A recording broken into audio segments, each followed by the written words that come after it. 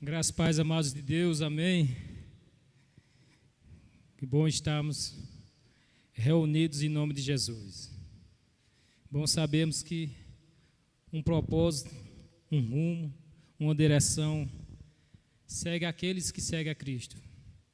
Não somos mais ovelhas que caminhamos aí à deriva, sem pastorado, sem rumo, mas temos um limite. E esse limite é o céu. Esse limite é a casa de morada. Esse limite é o local de onde viemos, para onde nós temos saudade e onde voltaremos. Pela graça de Deus e a misericórdia do nosso Deus. Gostaria de saudar todos os amados irmãos. Como o Renan falou, não temos irmãos presentes, somente o pessoal que está fazendo parte da direção, para que esse culto se realize, seguindo as normas, mas quero te dizer que a palavra de Deus não tem limite.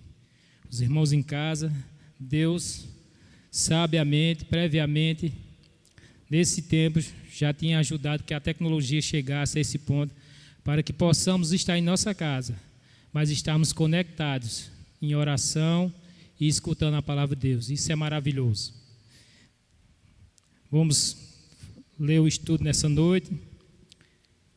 Os irmãos que estão em casa, vamos abrir na primeira carta de Pedro, apenas 2 primeiros versículos, para nós caminharmos um pouco hoje, nessa noite, nesse estudo dessa noite, aquilo que Deus tem para nossas vidas, para podermos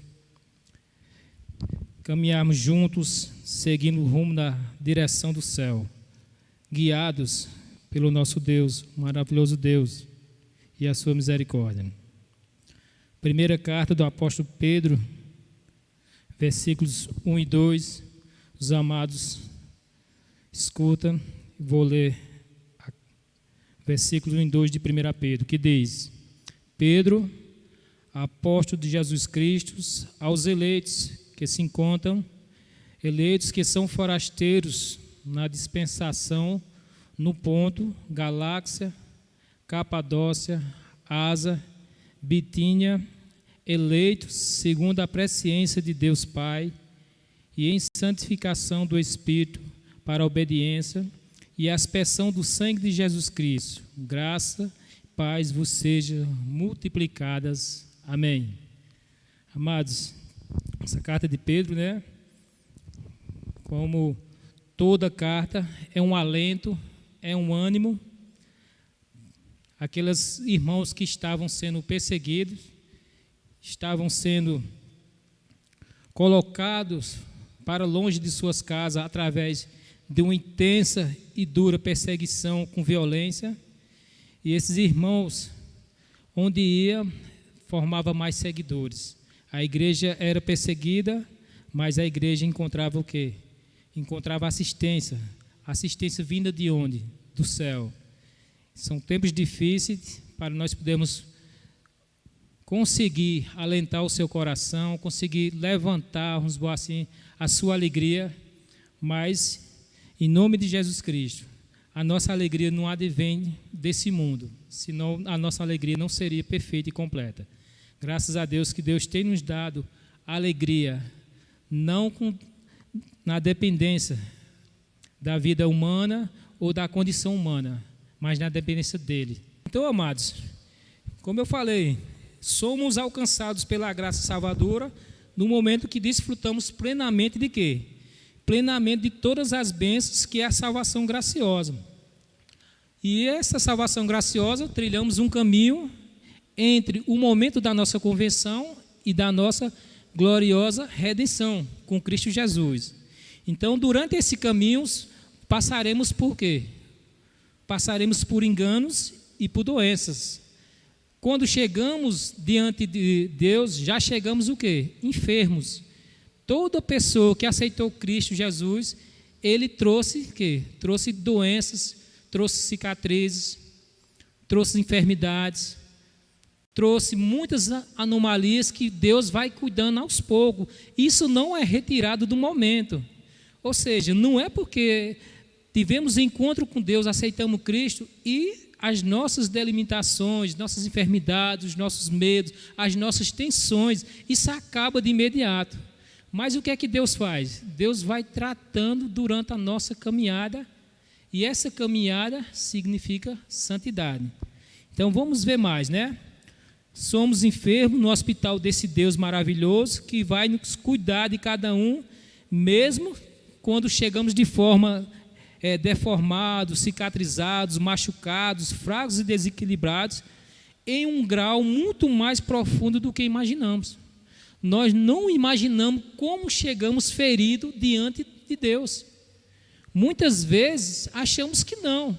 Achamos apenas que nós éramos pessoas boas, ou pelo menos pessoas que trilhavam por caminhos não tão tortuosos, e que Deus simplesmente não teve tanto trabalho para poder nos recebermos. E não é isso que a palavra de Deus nos fala. Temos enfermidades tão grandes que não imaginamos.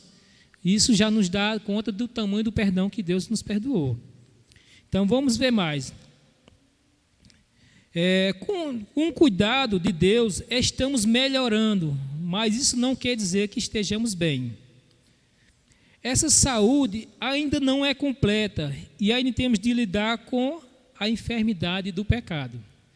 A nossa saúde não é completa, mesmo na nossa, quando levantamos a mão, ou quando Deus nos aceita, quando convertemos, porque ainda existe a raiz do pecado em nossas vidas. A nossa saúde ainda tem vestígio, o vírus do pecado que tem nos assolado. Isso aí só ficaremos livres completamente quando fomos redimidos com Jesus Cristo na glória. Então, estamos presos dentro de uma cura. Nossa vida espiritual encontra-se bem melhor. Em hipótese geral, nós estamos numa posição privilegiada, porque já aceitamos Cristo, já gozamos da sua maravilhosa graça e do seu amor, mas em termos de enfermidade continuamos ainda enfermos. Por causa do quê? Por causa dos nossos pecados.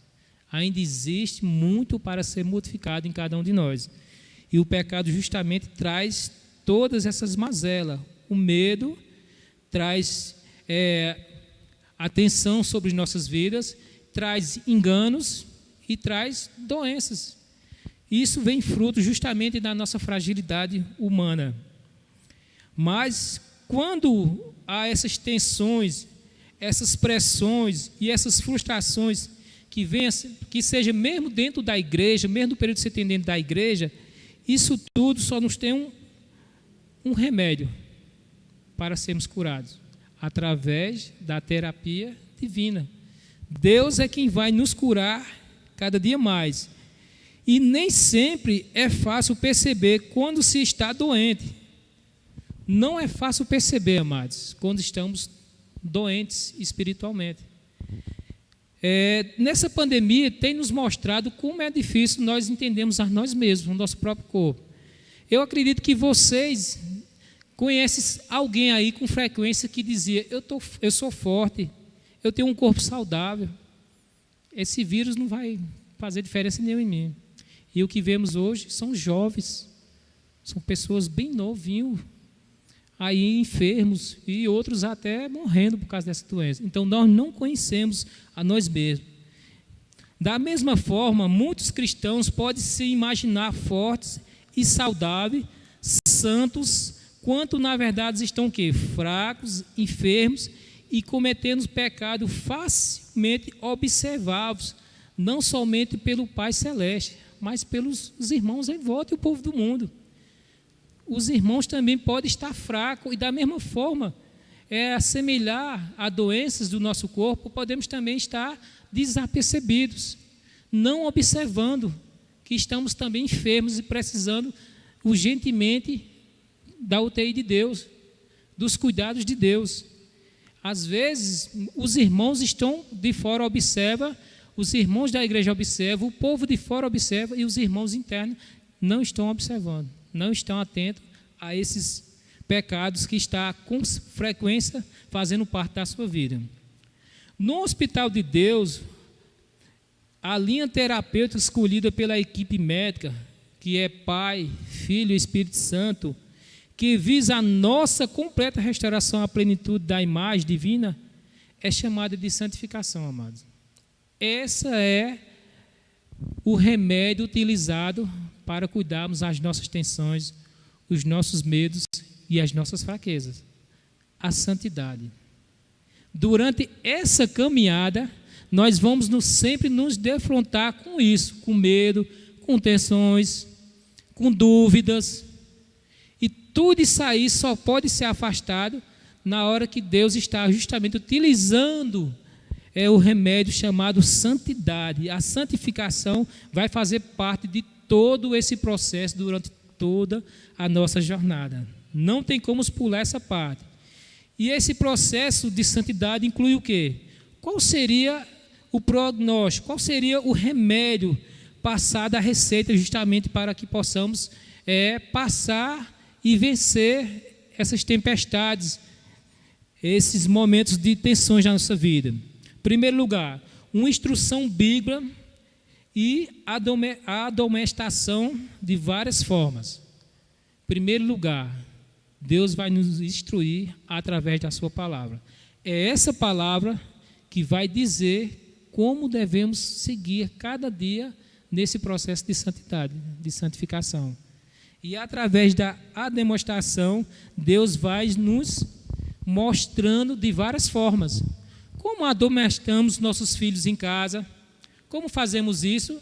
Um filho erra de um jeito, tem um tipo de tendência a ir por esse caminho e nós falamos dessa forma com ele, e o outro filho nós falamos de outra forma com ele, mas todos dois sendo corrigidos pelo mesmo pai.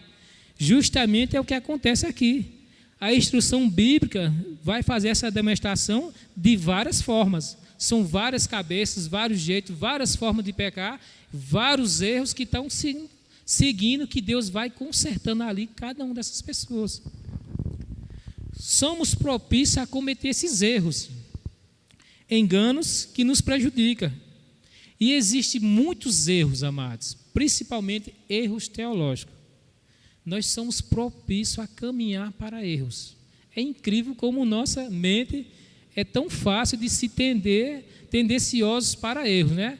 Se formos estudarmos alguns capítulos, alguns versículos, alguns livros, temos a tendência a dizer, isso é muito difícil. Eu não sei, isso, quem deve saber disso é o pastor. Vamos esperar quando ele desbuiar direitinho, né? Porque não conseguimos parar, pensar, buscar. Mas se chegar qualquer tipo de elevação, de vento, de doutrina, de um pregador famoso, as pessoas já começam a aceitar aquilo ali de uma forma tão fácil. Vejamos bem, esses enganos são com frequência, principalmente em duas áreas mortais para a igreja, na teologia liberal e na teologia da prosperidade. Esses dois ramos têm sido desastrosos para as igrejas que têm adotado essas formas. Mas devemos seguir com quem? Com que instrução? A instrução de Deus. Então, aí vamos mais outros enganos rapidinho aqui. Existem os enganos da autoconfiança. Esse é o engano que eu considero um dos mais perigosos. Autoconfiança. Imaginamos que finalmente vencemos determinados pecados ou fraqueza que sempre nos leva a cair. Esse engano, amado, tem levado muitas pessoas à queda, porque justamente a autoconfiança, de achar que você está tão forte que o pecado, ou determinados tipos de pecado, não que exista pecado grande nem pecado pequeno, mas digamos que pecados que cometidos com mais frequência não tem mais poder nenhum sobre a sua vida. Ou seja, não tem efeito nenhum mais, você passa por cima dele, porque você está absolutamente forte, estabilizado, confiante, totalmente, protegido desses pecados. E acontece o que aí? O relaxamento. E quando relaxamos, vem o quê? A queda. Justamente, a autoconfiança é um dos enganos também que tem pegado os cristãos. E por fim, amado, existem os enganos também que vêm sobre a vida cristã. Entre eles é que ela será fácil. Esse também é um engano terrível. O engano da vida cristã fácil. Vida cristã do oba-oba. Vida cristã, uma vida próspera.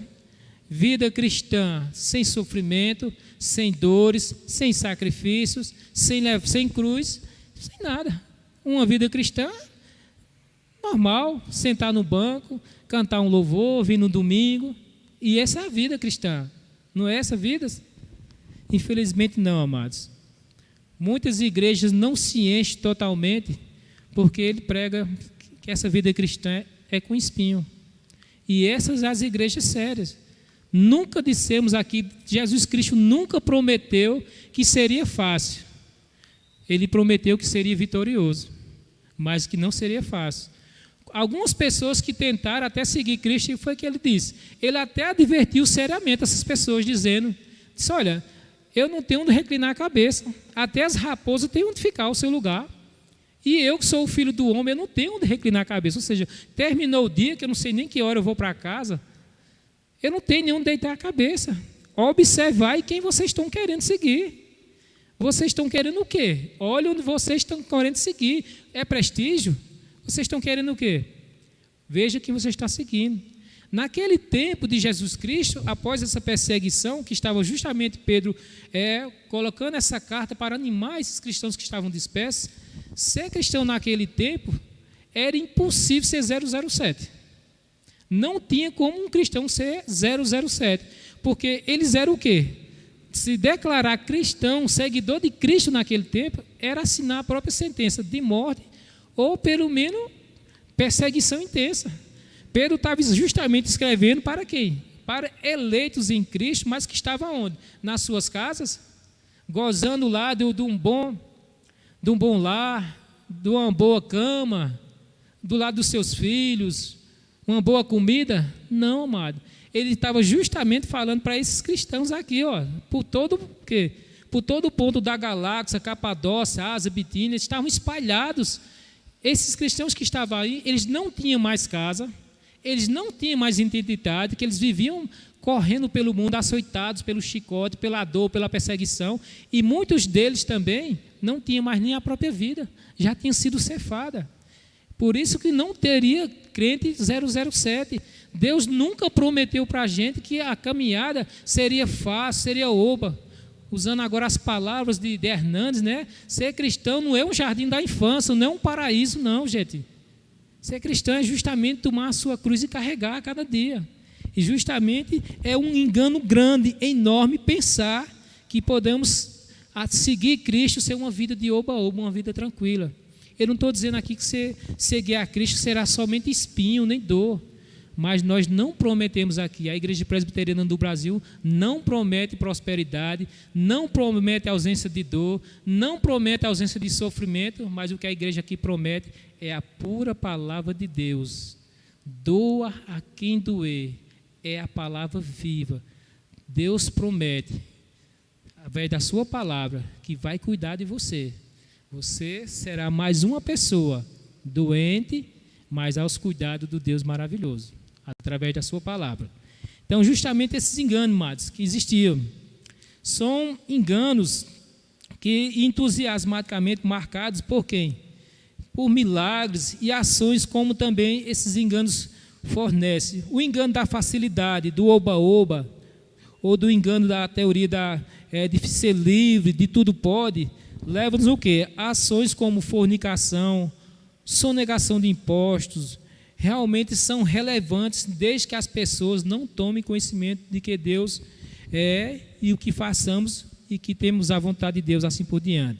Esses enganos levam a outros enganos, e esses enganos afastam de Deus, mesmo que nós pensamos que seja comum no nosso meio. Diante de um mundo caído, açoitado pelo quê? Pela teoria de Gerson, né? Preciso levar vantagem em tudo, né? Não. Eu quero levar vantagem em tudo, né? A teoria de Gerson, o canhotinho da seleção sempre dizia, né? Numa propaganda que ele fazia de um cigarro, ele dizia: eu gosto de levar vantagem em tudo. E realmente hoje em dia está aparecendo que aquele que não está levando vantagem em tudo está sendo as pessoas que estão vivendo um engano. E aqueles que estão querendo seguir a lei e a ordem, viver de forma honesta, piedosa, que será perseguido, como a palavra diz, parece que esses é que estão enganados. Veja completamente como chegamos. Mas não foi o que Deus nos falou. Deus nos prometeu, sim, uma vida de oração, uma vida dedicada aos seus pés, mas uma vida vitoriosa na pessoa de Jesus Cristo. A segunda receita divina, amados. Nessa segunda receita divina, passada pela Trindade, Pai, Filho e Espírito Santo, nós podemos associá-la mais ou menos à medicina, já que estamos falando comparando ela com a medicina, comparando com vamos dizer assim, a espiritualidade cristã, a doença cristã, de forma espiritual, e a doença secular. Então, vamos lá. Nós sabemos que na medicina secular, o bom médico, para ser um bom médico, o que é que ele faz com o paciente? Ele primeiro ganha a confiança daquele paciente. Você, quando vai a um médico, quando você vai a primeira vez, talvez indicado por alguém, por um amigo, você diz, olha, eu gostei daquele médico, eu senti confiança nele, né? Senti firmeza. Então, o primeiro passo de um bom médico é ganhar a confiança do paciente. Por que isso é importante? Porque ao ganhar a confiança do paciente, ele começa o quê? Ele pode explicar o diagnóstico do paciente, dar o prognóstico dele e o tratamento que ele pretende lhe dar. E em seguida, ele explica o que espera alcançar com sua prescrição. Veja o que é que um bom médico faz. Veja a semelhança desse médico secular, médico daqui da terra, que cuida do nosso corpo, com o médico todo-poderoso, nosso Deus. Em primeiro lugar, o que foi que Deus fez? Deus ganhou a nossa confiança. Nós cantamos um hino aqui que eu acho fantástico, né? Quando diz que nós fomos o quê? Atraídos, né? E ficamos o quê? Sem palavras. Fui atraído. Todos nós que estamos aqui, que um dia entregou a sua vida a Jesus, foi atraído por esse poder, por esse médico dos médicos. Nos atraiu de forma irresistível. Não tinha como resistir. Todo aquele que veio com sua certeza do seu chamado era irresistível. Não tinha como você não vir. Justamente isso, porque Deus fez o quê? Deus, de imediato, Ele ganhou a confiança nossa, Ele nos mostrou o nosso pecado e também o que aquele pecado poderia advir com esse pecado. Ele disse, João, Maria, Pedro, Tiago, esse pecado, Tiago, você tem esse pecado, e esse pecado vai te levar a esse abismo, e esse abismo vai te levar para essa separação eterna da minha presença. Então é justamente isso. Veja como se parece um pouco justamente com a receita secular, com os métodos aqui. Justamente isso. Então, o paciente, ele fica a par de todo o seu quadro clínico e, portanto, sabe onde se encontra. Amados, como é que você sabia, você e eu, que nós éramos tão ruins, tão má, se não tivéssemos sentado aí e escutado alguém dizer quem era o seu coração? Eu mesmo achava que eu tinha um coração tão bondoso, que eu ficava pensando, eu acho que muitas vezes por ter o coração de manteiga que o povo está me enganando. Pensava que era isso. Mas isso aqui eram coisas seculares, que aí você podia fazer um com o outro, até mesmo porque era um troca. Eu fazia algo por alguém, alguém fazia por mim, e são coisas normais. Mas veja continuando. Mas quando Deus toca no nosso coração, na nossa ferida, na nossa doença, Ele vai dizer, não, seu coração não é aquele lá que está levando você para tal canto e você achando que é bom. Seu coração é enganoso, seu coração é mentiroso, é perverso. É isso que é você. Eu estou lhe chamando você aqui porque você realmente é um doente. Você está precisando vir para o quê? Para o hospital de Deus, para ser curado, para ser tratado por mim. E justamente é isso que nós estamos aqui. Nós, a cada dia aqui, quando o pessoal nos olha e vê, mas rapaz, vocês, é a semana aqui na igreja, vocês estão sempre cantando, é porque nós estamos fazendo um tratamento. E ninguém pode abandonar o tratamento. E esse tratamento, eu digo até assim, viu? É com antibiótico, viu, Adriana? É no dia certo, é na hora certa, porque é justamente para fazer o quê? O efeito que Deus espera nas nossas vidas. Que efeito é esse? Que nós dê resultado, que nós seja santo, semelhante à semelhança do seu Filho. Por isso que nós podemos impedir esse tratamento. Vamos mais. E esse tratamento, amado, assim o médico procede, né? É Jesus, o grande médico da nossa alma, e ele faz esse tratamento de que jeito? Vamos ver lá mais uma forma de cuidar e de nos mostrar como esse tratamento. Então esse tratamento vai ser o seguinte: a Bíblia Sagrada, veja para onde ele joga toda vez. A Bíblia, ouvida ou lida, ou você ouve a Bíblia, né? Que hoje temos vários e vários, né? Bíblias em áudio. Muito bom, graças a Deus, eu acho uma maravilha, bota lá, né? E não vai trabalhar e só escutando.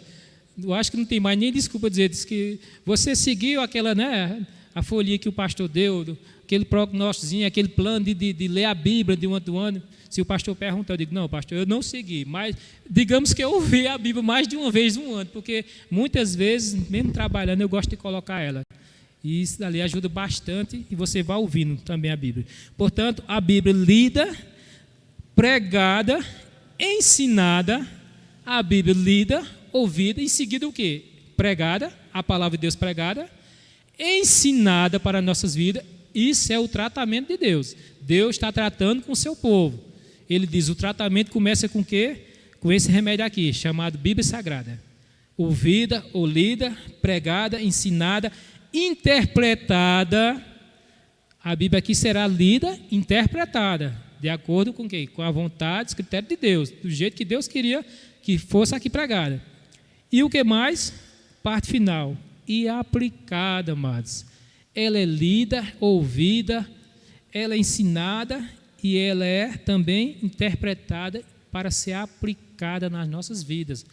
O médico vai perguntar, ei, o tratamento que você está fazendo, como é? Melhorou? Que é o resultado que está? Aquela estontura, aquilo ali que você está sentindo, como é? Todo médico, amado, que está lhe acompanhando vai lhe perguntar, como você está? E Deus aqui não é diferente. Deus disse, e aí? Eu lhe dei minha palavra, eu lhe ensinei, eu lhe mostrei, eu mandei um servo meu lhe interpretar, e para que você aplicasse essa palavra. Você tem aplicado essa palavra? Isso faz parte do tratamento. Justamente isso. Isso a Bíblia é aplicada. Então, amados, pense na Bíblia, na sua Bíblia. Pense em sua Bíblia como se fosse um presente de Cristo para você. Pense nela como uma carta escrita pelo Senhor para você. Olhe para a Bíblia e veja ela como se tivesse o seu nome escrito nela. Tivesse o seu nome ali escrito nela pelo próprio Cristo, dizendo, essa Bíblia é sua, José. O seu nome é sua. É para você ler, para você ensiná-la, para você interpretá-la, para você aplicá-la no seu dia a dia.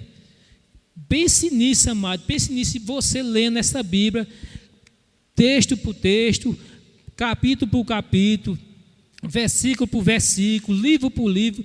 Pense que você está lendo o quê? A palavra de Deus viva. Esse é o prognóstico e esse é o remédio que Deus está passando para a sua vida.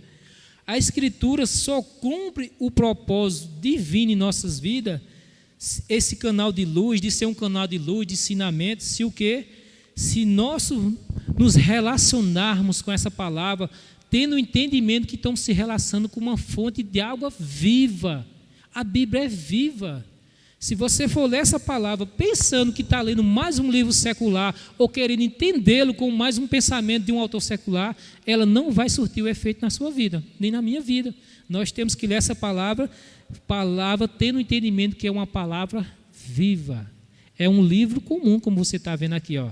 Mas os resultados, os efeitos do tratamento com esse livro é completamente diferente dos efeitos causados por outros livros. Não estou tirando aqui o mérito dos outros livros, existem muitos outros livros que nos ajudam, que a cada dia, inclusive eu leio também, mas esse livro, considere ele, abra ele como uma carta direta, um receituário de Deus para a sua vida. Você precisa ler e entender e aplicar na sua vida isso aqui. Amados, observando isso aí, nós ficamos perguntando então, nós somos salvos de quê ou salvos para quê? Submetemos a um grande tratamento, a uma longa terapia, mas para quê? E por quê?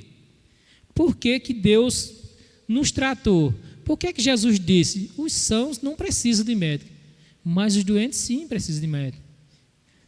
Justamente isso, salvos de quê? Para quê? Somos salvos de quê? Vamos lá, né? A salvação sempre significa o quê? Um resgate de uma condição de perigo, de uma miséria, de uma situação de insegurança. Quando você escutar alguém, que você tiver alguém num canto, numa praia, ou numa piscina mesmo, alguém dizer, socorro, salve-me. Essa pessoa está em quê? Está numa maior festividade, numa maior alegria, ou está no perigo? está no perigo, menino. Quando a pessoa grita, salvação, está salvando alguém de algum perigo, de algo. Então, do que nós fomos salvos? A salvação no Novo Testamento, olha o que diz no Novo Testamento, como eles tratavam a salvação. Significado de salvação. No Novo Testamento, a salvação era apresentada como a libertação do pecado e de suas consequências. Veja de que nós estamos sendo salvos. Do nosso pecado e das consequências que isso traz para as nossas vidas. Consequências aqui na terra e para aqueles que desobedientes, que se esquecem de Deus, que rejeita a sua grandiosa salvação, seu sacrifício, uma condenação eterna, um afastamento total da presença de Deus. Então, justamente isso, a salvação no Novo Testamento, ela tem 3 tempos: passados, presente e futuro. 3 tempos no Novo Testamento a salvação tem: passado, presente e futuro. Vamos ver lá. Se eu digo aos irmãos, salvos, nós fomos salvos de quê? Da culpa do pecado. Isso já aconteceu? Amém? Já aconteceu? Sim. Fomos salvos da culpa da condenação eterna. Quando Jesus bradou lá no Gólgota, lá na cruz, foi que ele disse: Pai, está consumado. Naquele momento nós fomos salvos do quê? Do pecado. Ou seja, nós não estamos mais debaixo do quê? Da penalidade do pecado. Então fomos salvos justamente naquele momento, aspecto passado, né? Mas se eu digo assim, nós somos salvos do poder do pecado. Tempo presente. Nós somos salvos do poder do pecado. Aí você vai dizer, nós continuamos pecando. Sim, verdade. Mas nós não vivemos na prática do pecado. O pecado não mais nos domina. Ou seja, o pecado na vida de um crente, de um cristão de verdade, ele é o quê? Um acidente, um escorregadio, uma falha, mas não algo costumeiro, comum, que o mundo se adapta. Ou seja, o aspecto da presença do pecado, o pecado não mais nos domina, então ele não tem mais controle. Por exemplo, a bebida. Vamos dar um exemplo aqui de quem bebe da número 1 a 51. Ele começa bebendo ali, mas daqui a pouco ele está o quê? Totalmente dominado por aquele álcool, né? E por aquele vício. Então, aquilo está dominando ele. Então, o pecado não tem mais esse domínio. Pode acontecer que pecar sim, mas não dominados. E também somos salvos de quê? Da presença do pecado. Isso já aconteceu? Nós não temos mais pecados, pecado não nos afeta mais, pecado não nos aflige mais, pecado não tem mais na vida. O crente está totalmente, vamos dizer assim, curado, vacinado, tomou a 2ª dose do pecado. Isso aconteceu? Não. Na sua totalidade, não. Por quê? Porque o aspecto futuro, o pecado um dia não mais estará conosco. Ele não mais estará conosco. Justamente. Nós somos salvos realmente de muitas outras coisas. Mas o pecado, amado, ainda está conosco. Por causa de quê? Por causa da carne. Nós ainda limitamos contra o Espírito. Carne vezes Espírito, Espírito vezes carne. Isso aí só acontecerá no dia quando o quê? Quando recebemos um corpo glorioso à semelhança de Jesus Cristo. Ou quando morremos, se assim for a vontade de Deus. Aí o pecado não mais nos atingirá. Portanto, nós somos salvos de quê, irmão? Somos salvos da ira, somos salvos da morte eterna, do domínio do pecado, de uma vida de temores, dos hábitos impiedosos e imorais que queremos nos controlar. Nós somos salvos de tudo isso aí. Por quê? Porque Deus nos salvou, nos libertou. Agora, totalmente do pecado, ainda não. No entanto, neste momento, nós cristãos estamos perfeitamente conscientes de não termos ainda alcançado este estado de bem-aventurança. Nós temos consciência disso. Nós não dizemos que não pecamos e nem que esse estado já chegou, mas nós caminhamos a cada dia para esse estado. Temos muitas razões, de fato, para agradecer a Deus, muitas razões para poder nos deleitar na graça de Deus, nos alegrarmos, mas esse aí ainda não foi completamente na nossa vida, mas será. Como diz o apóstolo Paulo, lá em Romanos 7, 24 e 8, 23, ele diz o seguinte: Paulo diz: anelamos pelo um dia em que a luta interior contra o pecado será uma coisa do passado. Anelamos um dia que a luta contra o pecado será uma coisa do passado. Sabe quando isso vai acontecer? Quando você e eu estivermos lá na glória. Nós não vamos mais nos lembrar do pecado, porque pecado não existirá mais. Pecado não entra na glória. Portanto, esse dia será um dia maravilhoso, amados. Vamos mais. Somos salvos para quê então? Você vê aí que nós somos salvos da culpa, da ira, do pecado, do poder do pecado, do domínio do pecado, de temores, de hábitos impiedosos, libidinosos. Mas para que nós somos salvos? Por que Jesus lhe salvou? Por que Jesus me salvou? Tinha um propósito? Tinha. Tudo que Deus faz é com propósito. Não é nada aleatório na vida da gente. Somos salvos para a santidade e as boas obras. Isso é o que afirmou Pedro. Se os irmãos observarem aí, na carta que foi lida no início, Pedro vai dizer: Pedro, apóstolo de Jesus Cristo, eleitos que são aos forasteiros da galáxia, e disse os pontos dela todinho. Aí ele diz: eleitos segundo a presença de Deus para o quê? Para a santificação do Espírito e para a obediência e a expressão de Jesus Cristo. Somos salvos para quê? Para sermos obedientes a essa palavra. Não somos salvos para ser rebelde. Não somos salvos para sermos orgulhosos, mas somos salvos para plena obediência na pessoa de Jesus Cristo. A semelhança do médico, quando passa um tratamento, o que foi que ele chega lá e cobra para você? Diz: você fez o tratamento direitinho? Por que ele pergunta? Porque ele diz logo: o resultado daqueles medicamentos, daqueles antibióticos, depende da forma como você foi usado. Você sabia que se tomar antibiótico é na hora certinha? E é o rei do antibiótico. Você pode ver que o antibiótico, quando você tem que tomar um antibiótico, ele só cai no horário de 2 da manhã ou de 1, né? Ou de 3 horas. Que é justamente naquele horário quando você está no melhor sono. Aí o despertador toca. Aí você se levanta para tomar aquela medicação. Por quê? Por que você não poderia esperar o dia amanhecer e você tomar no outro horário? Você não estava tomando? Porque justamente aquilo tinha um horário. E justamente é isso que Deus nos fala. Somos para a obediência, para a santidade, amados. Não podemos pular essa parte. Pedro afirma isso. Somos eleitos para a obediência. E Paulo diz que fomos escolhidos para sermos santos. Outra vez a santidade entrando aqui em evidência. Somos eleitos para ser santos. E para que você seja santo, você precisa entender santidade. O que é santidade? Ser santo não é só ser separado. Logicamente, você, quando aceita Jesus Cristo, você se separa de muitas outras coisas desse mundo, que você realmente precisa fazer distinção daquilo que agradava a Deus e daquilo que não agrada a Deus. Ser santo, amado, é muito mais, e nós vamos ver isso agora. Então, Paulo diz: fomos escolhidos para sermos santos, Efésios 1:4, criados em Cristo para quê? Para as boas obras. Essa, então, é a relação entre a salvação e a santidade. Somos salvos também para quê? Para as boas obras. Quando a gente fala geralmente somos salvos para as boas obras, nós ficamos só pensando em caridade, né?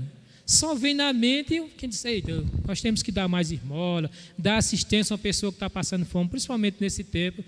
Só levantando um parênteses aqui, gente, tem muita gente precisando. Seria bom até a igreja, se puderes, né? O gênero alimentício, adoçar mais um pouquinho, dar mais, porque realmente são muitas famílias. Eu conheço família, eu tenho recebido pedido de famílias, de pessoas que eu conheço, e acredito que cada um de vocês conhece também. Então, justamente isso. Mas essas boas obras aqui, amados, não é só com referência a uma caridade. Essas boas obras é uma totalidade em tudo. As obras que nos seguem. Quais são as obras que nos seguem? Nós vamos ver aqui o que são as boas obras. Bondade é uma obra. Paciência é uma obra que lhe segue. Você mortificar a sua carne, seu orgulho, é uma obra, a obra que está acontecendo na sua vida. Tudo isso aí faz parte. Portanto, a santidade é o quê? O que significa então a santidade? Por que é importante a santidade? A santidade é uma indicação clara da realidade da salvação. Então, sermos santos é uma realidade clara de que somos salvos. Por quê? Como disse, é uma indicação para a realidade que somos salvos. Como disse Jesus, lá em Lucas capítulo 6, 43. É pela árvore que se conhece o fruto. Então Jesus Cristo vai dizer, olha, como é que vocês vão viver uma vida de santidade se vocês não testemunham essa santidade com suas obras? Se a cada dia, se vocês não estão conseguindo nem enganar as pessoas seculares lá fora, como vocês enganarão a mim ou o próprio pessoal da igreja? Como eu posso ser santo e as minhas obras me seguirem? Obras vergonhosas. Se eu for no meu trabalho, sou o pior dali, sou o mais chato, sou impaciente, sou emborracheiro. Se eu for comprar no comércio, eu sou aquele chato que chega no comércio tratando as pessoas mal, não tendo paciência, tomando na frente dos outros. Essas são as obras? Essas são um processo que vai indicar. Será isso que as pessoas vão nos olhar e dizer que existe santidade nessa pessoa? Essa pessoa é uma pessoa salva? De certeza não, amados. Portanto, as obras acompanham. Como Jesus mesmo disse, conhecereis pelos seus frutos. Jesus disse essa frase a muitos dos fariseus ali. Observar eles como parente, né? Para o povo parecia mesmo, mas não era o que ele estava dizendo. Portanto, amado, somos salvos do pecado para quê? Para a santidade neste mundo e na glória eterna. Por isso, todos aqueles que foram alcançados pela graça salvadora de Deus em Cristo, precisam se dedicar seriamente ao cultivo da santidade. Seriamente. Todos que foram salvos por Jesus Cristo precisam se dedicar seriamente ao cultivo da santidade. Como cultivaremos a santidade? Como exercitaremos esse dom? E outra coisa que é importante eu frisar aqui, amados, a santidade é um ato de obediência ao mandamento de Deus, não é uma opção. Não é um uso e costume de uma igreja da qual você participa, que você não se adaptou, mas que você vê que aquilo ali não influencia em nada na sua santidade nem na sua salvação. Santidade é um mandamento. Deus deu uma ordenança. Sede o quê? Sede santo. Por quê? Porque eu sou santo. Como podemos representar um Deus na terra se a nossa representação for contrária à vontade dele ou à pessoa dele? Não tem como, amados. Então, seriamente não tem como. Precisamos ser santos. Uma vida sem santidade é sinal de uma vida sem salvação. Não se engane. Vida de santidade, uma vida que expressa a salvação. Vida sem santidade, uma vida sem salvação. Mas o que você e eu podemos, nessa noite, depois de ouvirmos isso aqui, aprendemos um pouco da santidade, saber que temos um caminho, uma trajetória, já que você e eu, quando se converteu, Deus não nos levou, nós continuamos nesse mundo e temos que seguir um processo de santidade até a hora que Ele nos chamar. Como podemos evidenciar essa santidade no dia a dia nas nossas vidas? No mundo caído, no mundo açoitado pela mentira, pela falsidade, no mundo totalmente contrário e hostil à vontade de Deus. Como podemos evidenciar a sua e a minha salvação diante de uma sociedade hipócrita que estamos vivendo? Em primeiro lugar, amado, ele disse que nós devemos cultivar, né?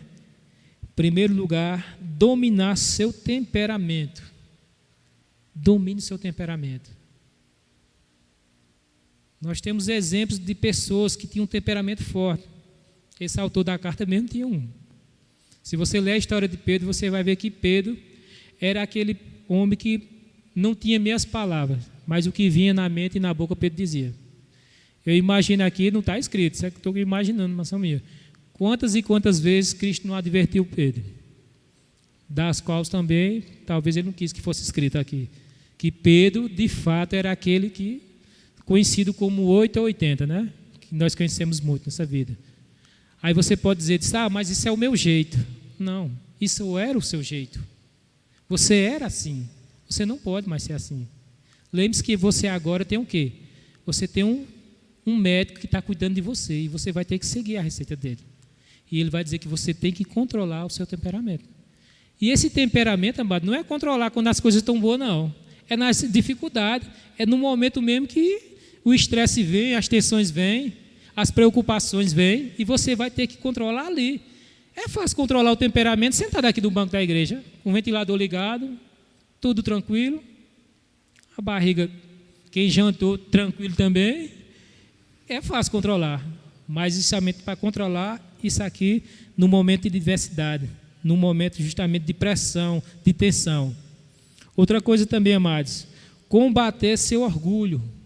O orgulho também tem nos afastado da presença de Deus e da nossa santificação. Combata o orgulho. Não sejam orgulhosos, mas combate esse orgulho. Exercite humildade, santidade, paciência. Isso aí, essas coisas vêm através do exercício. Exercitar a generosidade. Está aí um grande momento para nós exercitarmos a generosidade. Porque o que tem de gente precisando, você vai ter muito tempo para exercer a generosidade nesse momento. Por último, amado, façamos uma autoanálise, empenhe sinceramente em crescer em santidade aos olhos de Deus e do nosso próximo. Siga a paz com todos, em santidade, porque sem o qual nem eu nem você veremos a Deus, se não formos em santidade. Devemos ser santos, devemos exercitar a santidade, porque nosso Deus é santo e Ele quer que sejamos santos, porque Ele nos criou a imagem e semelhança dEle. Portanto, devemos ser santos. Amém? Vamos orar nesse momento.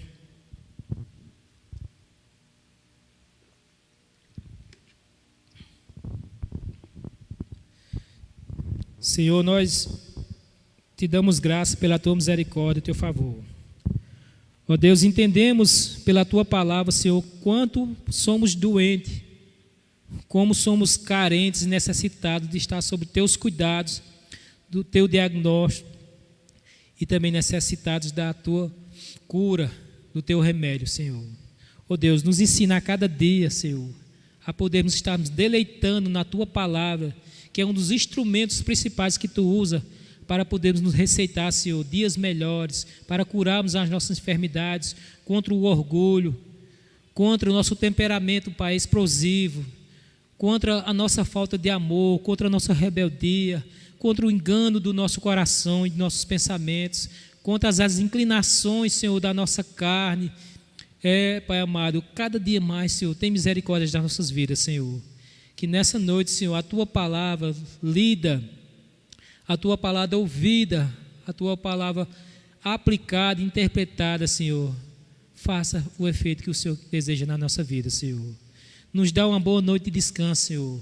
Nos livra desse mal, Senhor, e de outros males que venham sobre a tua igreja, sobre o teu povo, Senhor. Oh Deus, visita aqueles que estão nesse momento, Senhor, nos hospitais, sofrendo, Senhor, lutando pelo fôlego de vida, lutando para poder respirar, Senhor.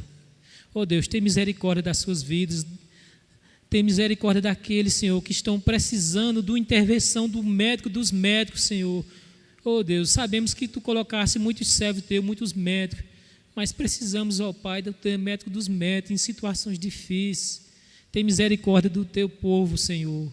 Tem misericórdia também daqueles que perderam seus entes queridos, Senhor, que choram, que estão passando por momentos de tensões, momentos de tristeza, de dor, de sofrimento, Senhor. Tem misericórdia da vida deles, ó Pai. Dá o consolo necessário que somente em Ti podemos encontrar, Senhor. Tem misericórdia, Pai. Tem misericórdia também da nossa nação, Senhor. Tem misericórdia das nossas justiças, das nossas autoridades, Senhor. Quebranta corações, Senhor, para que eles possam servir com dignidade, que eles possam ter consciência de que existe um Deus no céu, que seus atos, o que eles fazem, será um dia cobrado diante de Ti, Senhor. Senhor, ajuda-os, ó Pai, que eu sei, ó Pai, que o Senhor pode trocar os corações, tirar corações de pedra, colocar corações de carne e fazer que essas pessoas venham um dia, Pai amado, a dar fruto, a ser pessoas boas, Pai. Nos ajuda, Pai amado, continua nos abençoando, Abençoa também aqueles, ó Pai, que estão nesse momento desesperados, que perderam seus empregos, pai de família que não tem, Senhor, o que botar na sua mesa, a sua despensa vazia. Ó Deus, tem misericórdia do nosso estado, Senhor. Senhor, toma a tua direção, Pai, e ajuda, Senhor. Tem misericórdia dessas vidas, Senhor, e vai ao encontro dele. Também suplicamos que o Senhor mesmo quebrante corações, para que nessa hora podemos exercitar a nossa generosidade, podemos mostrar, Senhor, que somos realmente pessoas bondosas, carentes, porque isso aprendemos de Ti, através da Tua palavra, Senhor. Nos abençoa grandemente, Senhor. Leva-nos aos nossos lares em paz, Senhor. Dá uma noite de paz. E é isso que nós te pedimos, em nome de Jesus. Amém e amém.